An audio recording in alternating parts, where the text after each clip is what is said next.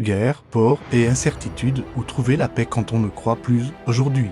Il y a des guerres partout, des gens meurent, des familles fuient, et beaucoup se posent cette question, à quoi croire quand le monde devient fou? Et si le vrai problème n'était pas la guerre, ce qu'elle fait à l'intérieur de nous, beaucoup de personnes ne sont pas croyantes. Elles ne prient pas, elles ne lisent pas la Bible, mais elles ont peur. Elles doutent, sont perdues. Les infos montrent la violence et les réseaux amplifient la peur et l'avenir semble incertain. La question n'est pas ce que tu crois en Dieu, mais plutôt comment tenir debout dans un monde en guerre. La Bible ne cache pas la réalité de la guerre. Elle ne dit pas que le monde sera toujours calme. Il y aura des guerres et des bruits de guerre, Matthieu 24/6. Mais attention, ce verset ne dit pas paniquer. Il dit, ne vous troublez pas. Même pour quelqu'un qui ne croit pas, ce message est puissant. La peur ne doit pas diriger ta vie. La Bible montre aussi une chose essentielle. La guerre commence souvent dans le cœur humain, la haine, l'orgueil, la peur de l'autre. C'est pour cela que Jésus parlait autant de paix intégée ou j'évente de parler de paix mondiale. Tu n'es pas obligé de croire en Dieu pour comprendre ceci, la haine détruit plus que les bombes là.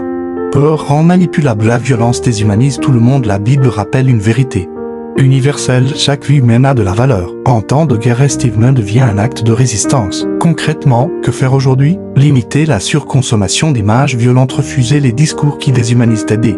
Même modestement parler de paix toujours de soi-même, sans foi, choisir la compassion est déjà un pas vers la lumière. La Bible annonce un jour sans guerre, pas comme une illusion mais comme une promesse. Cette espérance aide des millions de personnes à ne pas sombrer dans la haine ou le désespoir. Et peut-être qu'au fond ce n'est pas la foi qui divise mais l'absence d'espérance. Dis-moi en commentaire comment toi tu fais face à la peur aujourd'hui. Que tu sois croyant ou non, ici on cherche à comprendre, pas à juger. Abonne-toi si tu veux des contenus simples, humains et bibliques pour traverser les temps difficiles.